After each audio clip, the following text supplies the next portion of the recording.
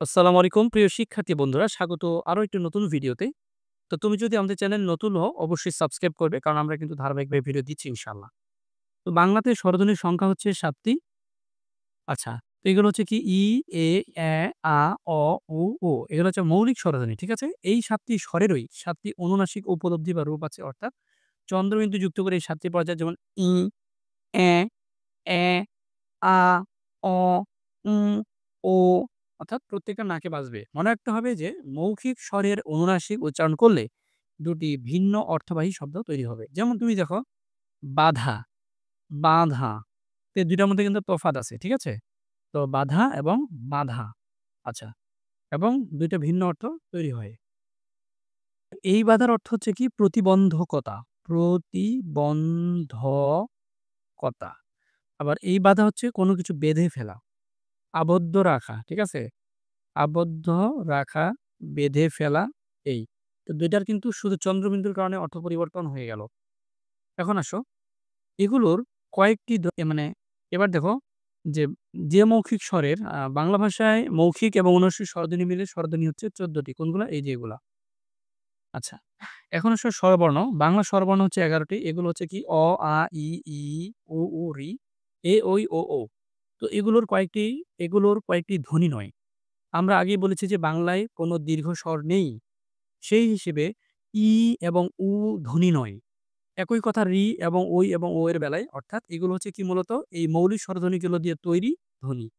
রি বললে ২ টি ধ্বনির উচ্চারণ আসে, একটা হচ্ছে র, একটা হচ্ছে হ্রস্ব ই। তাই এটা কিন্তু আমাদের মৌলিক স্বরধ্বনির মধ্যে আছে।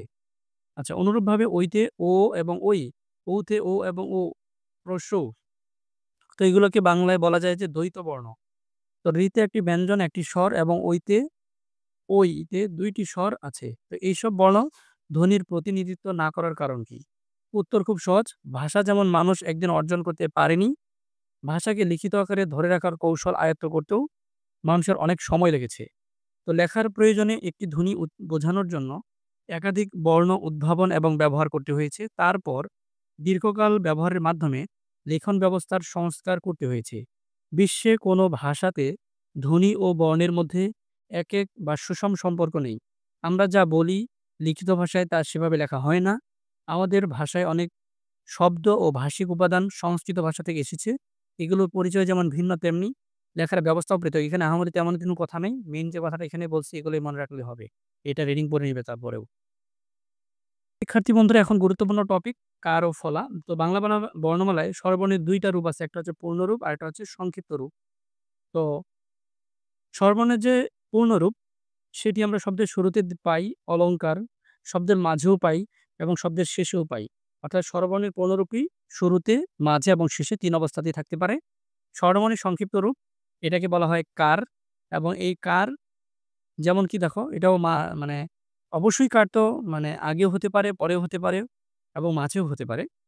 তো এটাও ক্লিয়ার। যেমন বাবা, এখানে তোমরা একটু দেখে নিবে। আমি বিশ্বাস করি যে তোমরা এগুলো পারো। এবার ব্যঞ্জনধ্বনির সংখ্যা হচ্ছে ৩২ টি। যেমন এখানে ৩২ টাই দেওয়া আছে, তোমরা পড়ে নিবে। আচ্ছা। তো এরপরে আসো, যে তালিকাটা পাই বইপত্রে সেখানে কিন্তু আমরা ৩৯ টি দেখতে পাই। তো ব্যঞ্জনধ্বনির সঙ্গে এই তালিকা মিলিয়ে আমরা পাচ্ছি অতিরিক্ত ৮ টা বর্ণ, সেটা হচ্ছে ঞ, অন্তস্থ জ, মূর্ধন্য, দন্ত স, খণ্ডত, অনুস্বার এবং এই যে এই জিনিসগুলো আমরা অতিরিক্ত কিন্তু পাই। তো এগুলো কোনো ধ্বনি প্রকাশ করে না। ন এবং মূর্ধন্য এর উচ্চারণ অভিন্ন, অর্থাৎ একই। যেমন বান, বান। লিখিত ভাষায় এই ২ এর অর্থ আলাদা। একটি বন্যা এবং আরেকটি তীর। মূর্ধ ষ এর উচ্চারণ শ এর মতোই। বানানে ভাষা লিখলেও উচ্চারণ করতে হয় ভাষা। ত এবং খণ্ডত, অর্থাৎ এই জিনিসগুলো অতিরিক্ত যুক্ত করা হয়েছে শুধুমাত্র কিছুটা কি বৈচিত্র্য আনার জন্যই। তো এই জিনিসগুলো তোমরা একটু দেখে নিবে। তেমন আহামরি কিছু কঠিন কিছু এই জায়গায় নাই।